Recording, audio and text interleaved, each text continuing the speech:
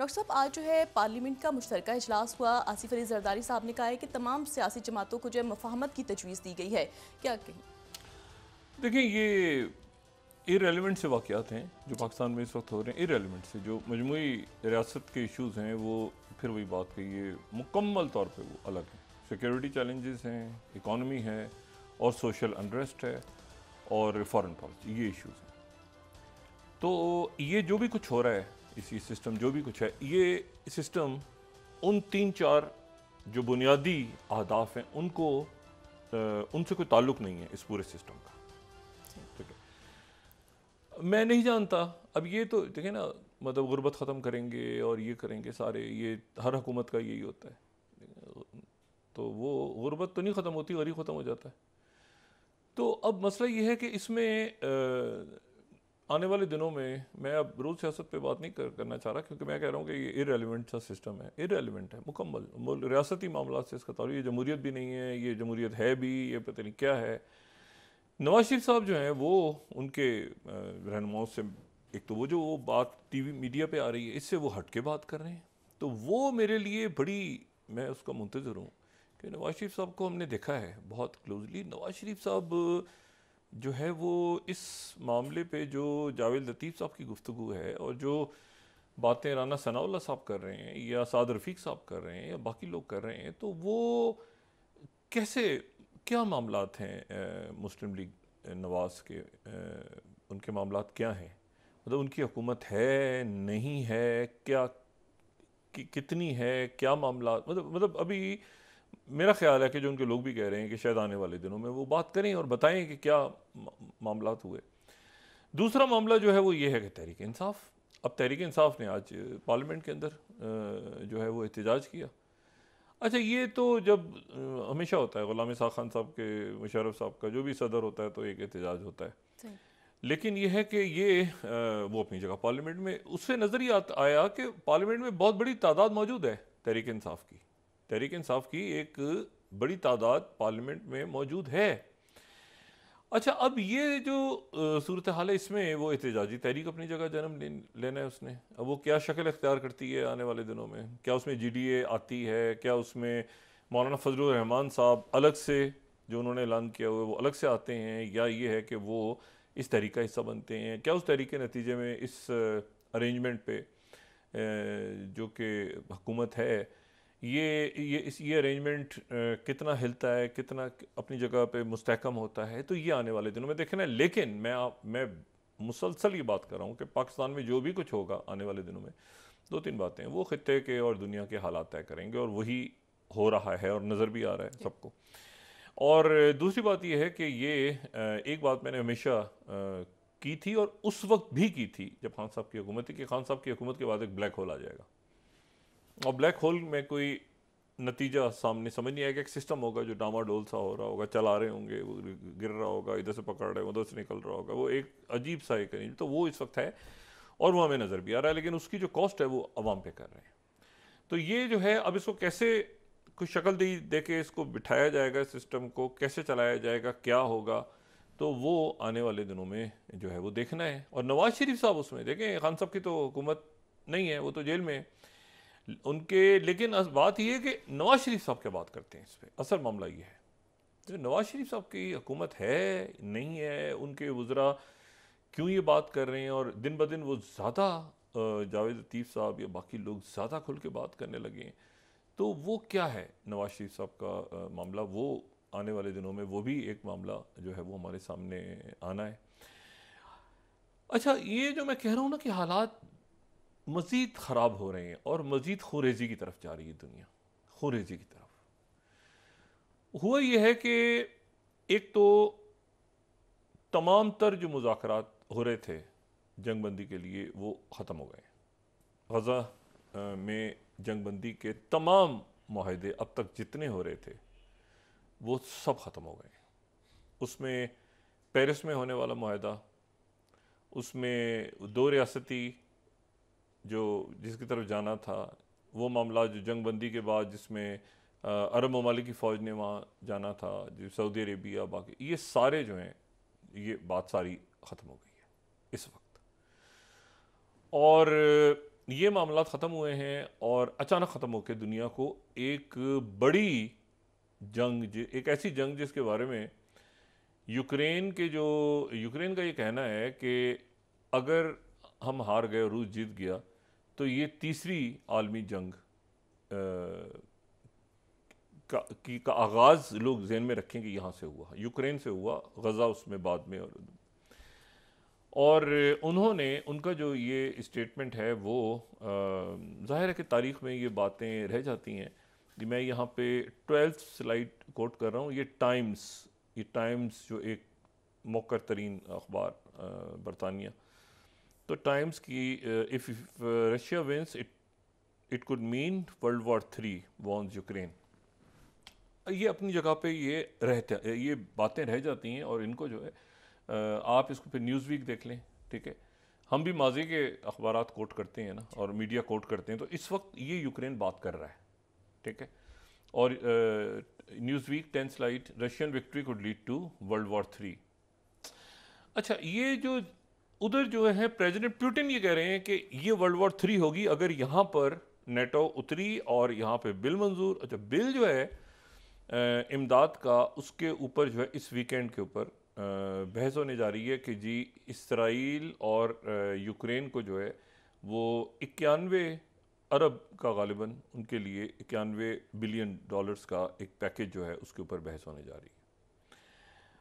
लेकिन मैं जो बात आपसे कह रहा हूँ कि ये अचानक मुज़ाकरात मुअत्तल हो गए हैं, इसको ख़त्म होना ना कहें, इसको आप कहें कि ये मुअत्तल होके एक तरह से बिल्कुल तहलील हो गए हैं। ये मुज़ाकरात जो हो रहे थे, जो कायरा में हो रहे थे और जो कतर में हो रहे थे और जो पेरिस में हो रहे थे और जिसमें अमेरिका भी इन्वॉल्व था, जिसमें सऊदी अरेबिया, बाकी मुल्क सारे थे, और उसका फॉल आउट अब बड़ा ख़राब होने जा रहा है। ये बिल्कुल ऐसी सूरत हाल है जैसे यूक्रेन का कोई पीस प्लान आगे नहीं चला, तो यूक्रेन की जो जंग है वो अब उसमें चाइना सेटलमेंट के लिए आता है या सऊदी अरेबिया आता है। एक वक्त ऐसा था, ये सारे मुल्क आ रहे थे, अफ्रीकन यूनियन भी थी उसमें, इवन इंडिया भी था, लेकिन उसमें यूरोप के कुछ मुल्क शुरू में, लेकिन अब वो ऐसा फंस गया मामला कि उसमें उसको इतनी जल्दी आसानी से वो ख़त्म होने से रहा यूक्रेन का मामला। इसी तरह से ये जो मामला है ये जो है इसके असरात वेस्ट एशिया तक नहीं रहेंगे, इसके असरात जो है वो पूरी दुनिया में जाएंगे। कहीं ना कहीं पर बातचीत होनी थी और जारी रहनी चाहिए थी और मुल्कों को दरमियान में रहना चाहिए था, लेकिन दरमियान में से मुल्क जो है वो निकल गए हैं।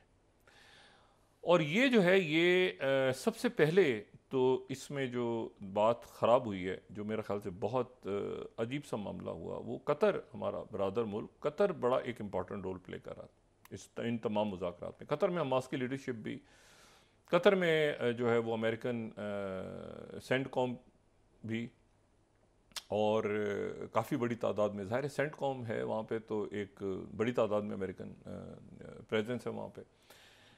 तो वहाँ पर ये हुआ कि उनके जो थर्ड स्लाइड अगर हम दिखाएं तो ईस्टर्नी हॉवर हैं, ये इन्होंने जो है ये एक स्टेटमेंट दिया, बड़ा सख्त स्टेटमेंट। ये इससे पहले पिछले महीने भी ये बात होती रही है, हमारे सामने ये बात आती रही है, और उन्होंने स्टेटमेंट दिया। और ये जो ईस्टर्नी हॉवर हैं, इन्होंने कहा कि जो थर्ड स्लाइड हम दिखाएं कि इन्होंने स्टेटमेंट दिया, कांग्रेसमैन है, इन्होंने कहा कि कतर जो है वो हमास के ऊपर प्रेशर डाले और होस्टेजेस को रिलीज़ करे और टेम्प्रेरी सीज़ फायर की तरफ जाए, लेकिन ये है कि दूसरी सूरत में कतर के साथ हमारे जो अमेरिका के ताल्लुकात हैं वो हमें नज़रसानी करनी चाहिए। अच्छा, पिछले कुछ दिन पहले अगर 8th स्लाइड हम दिखाएं तो टेड बर्ड जो यूएस सेनेटर हैं, उन्होंने भी दीगर सेनेटर्स के साथ ये बायपार्टिजन, यानी रिपब्लिकन्स भी और डेमोक्रेट्स भी, उनके साथ ये स्टेटमेंट आया था। 8th slide, senators Budd and Ernst call on Qatar to expel Hamas leaders. तो कतर जो है, कतर के ऊपर अब देखें, कतर एक ऐसा मुल्क है जिसने ये अफ़गानिस्तान की डिप्लोमेसी में भी एक रोल प्ले किया, और उसके बाद कतर एक ऐसी जगह जो इसमें भी रोल प्ले कर रहा था, और अमेरिकन ऑन बोर्ड कतर में थे।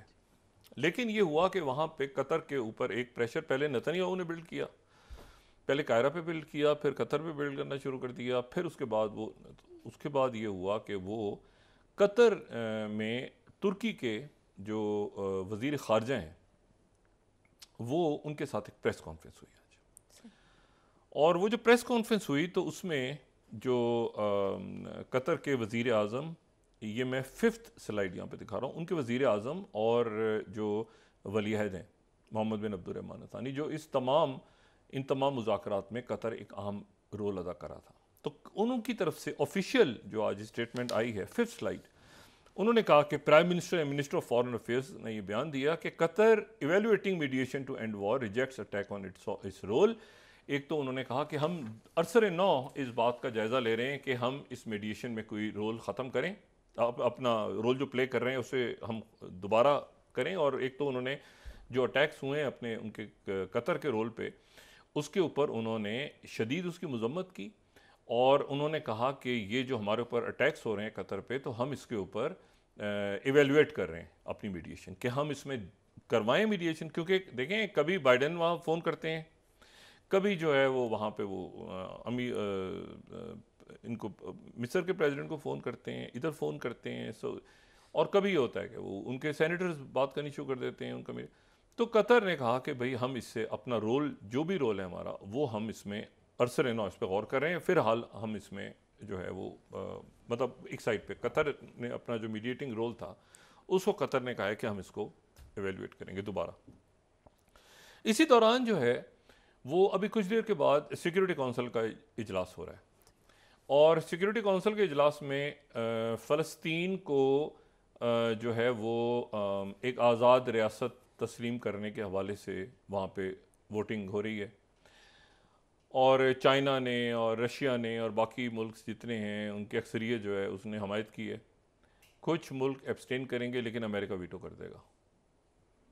ईरान के वज़ीर ख़ारजा अमीर अब्दुल्लाहियान जो है वो न्यूयॉर्क में है, वो अमेरिका में है। न्यूयॉर्क, ये ध्यान में रखें, अक़वाम मुत्तहिदा जो है वो है तो अमेरिका में, लेकिन वो अमेरिका अगर किसी मुल्क के साथ ख़राब ताल्लुकात भी रखता है तो भी अक़वाम मुत्तहिदा में अगर वो मुल्क उसका वीज़ा, उसके मामला सारे, यानी अक़वाम मुत्तहिदा न्यूयॉर्क में जो है या जनीवा में, आप समझ लें कि वो भी सारी दुनिया का ही है।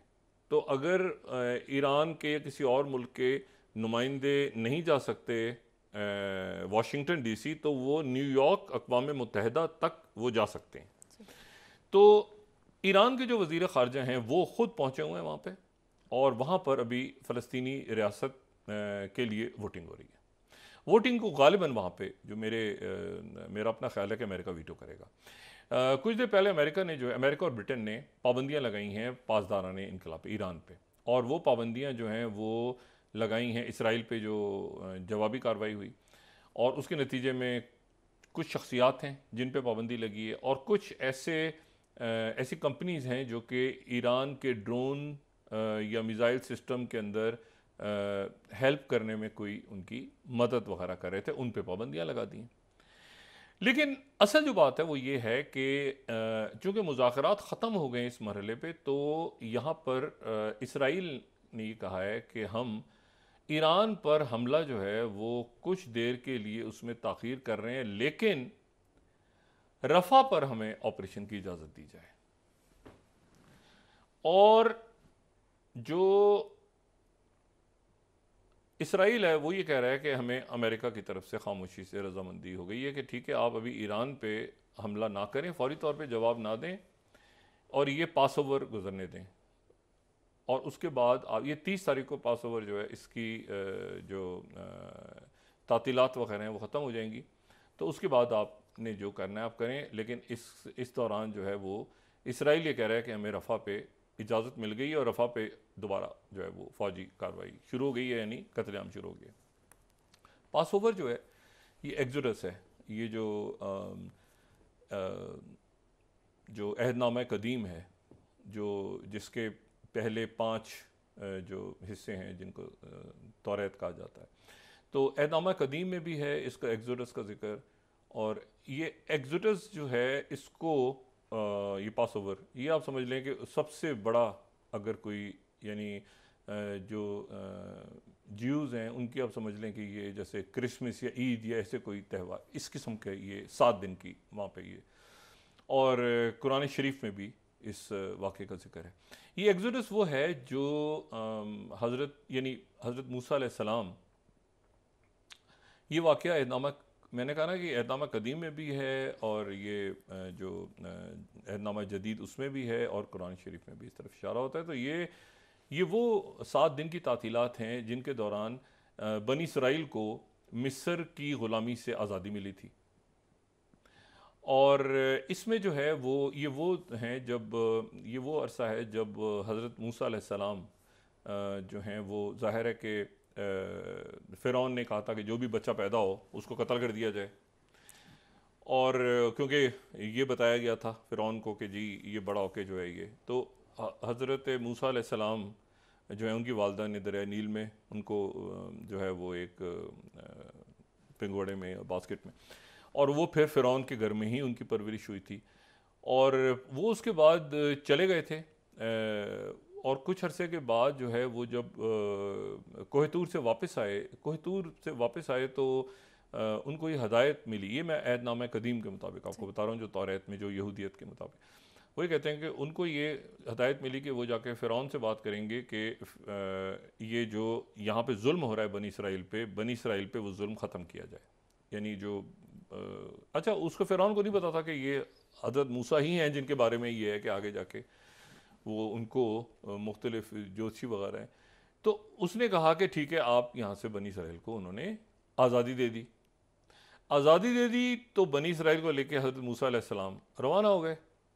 आपने कहा आप इनको छोड़ दें, मैं इनको लेके चला जाता हूँ, आप इनको कत्ल ना करें। उन्होंने कहा अच्छा, गुलाम बना के बड़ा जुल्म हो रहा था बनी इसराइल पे, फ़िरौन कर रहा था, तो बनी इसराइल को लेकर मूसा अलैहिस्सलाम चले गए।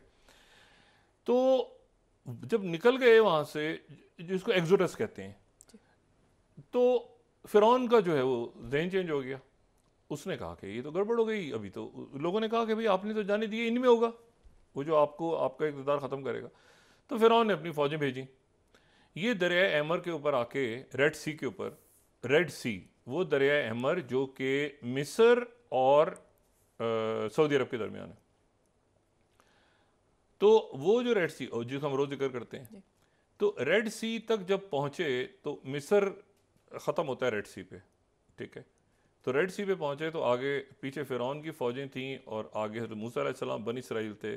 तो रेड सी वो दरिया नील नहीं था, वो बहरा अहमर था। तो बहरा अहमर जो है उसमें एक रास्ता बना और हज़रत मूसा अलैहिस्सलाम बनी इसराइल के साथ निकले। फ़िरौन की फ़ौजें जब पहुँची और उन्होंने देखा कि रास्ता बना हुआ है ये बहरा अहमर के दरमियान में, तो उन्होंने उसे क्रॉस करने की कोशिश की।